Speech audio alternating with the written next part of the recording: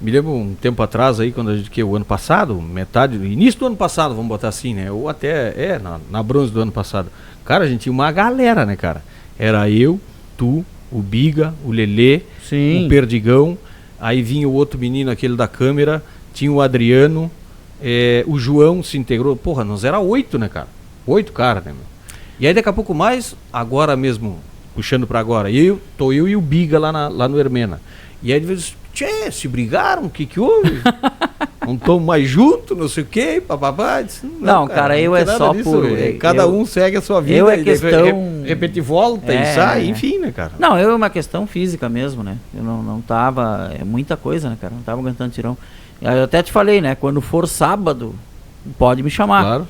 Mas o dia que menos gostam de fazer jogo aqui é sábado, vamos conversar. O pior não, que é. Agora vem o Losal, se a gente fechar com o Alvarez lá, numa dessas a gente faça jogo sábado tu me inclui que eu vou. Olha o Perdigão, ó. O Perdigão já tá aqui nos comentários. Já tá comentando? Boa noite, gurizada.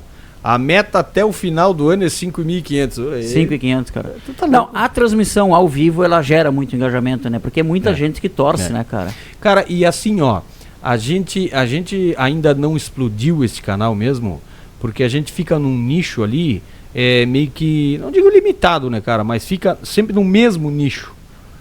Eu me lembro assim, ó, que eu dei um boom no canal de aproximadamente quase 800 a 1.000 inscrições quando eu fui transmitir um rodeio, cara.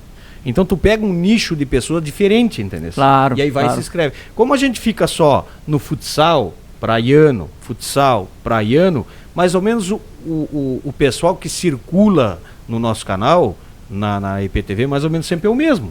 Então não tem por que se inscrever, né? Já tá inscrito. De vez em quando tu pega, tipo agora no Hermena, a gente tá pegando muita gente fora e tudo mais, e o pessoal...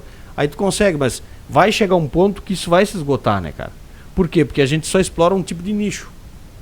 Se eu ampliar, tipo assim, ó, pra carnaval, pra entrevistas, podcasts que nem essas aqui, de assuntos deliberados, né? Rodeio, como eu fiz, shows, outros tipos de transmissões, o canal tem muito mais lastro para as pessoas se inscreverem, né, cara?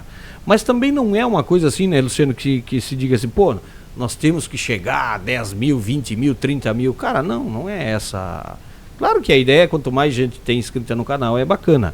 O principal, a coisa, que nem é aqui o canal Ultra, né, cara? Ele tá com 500 e poucos inscritos, né, Luciano? 461. 461. Estamos buscando os 500. Exato. O que né? é essa meta, cara? É tu bater os 1.000 inscritos para tu poder começar a monetizar o canal.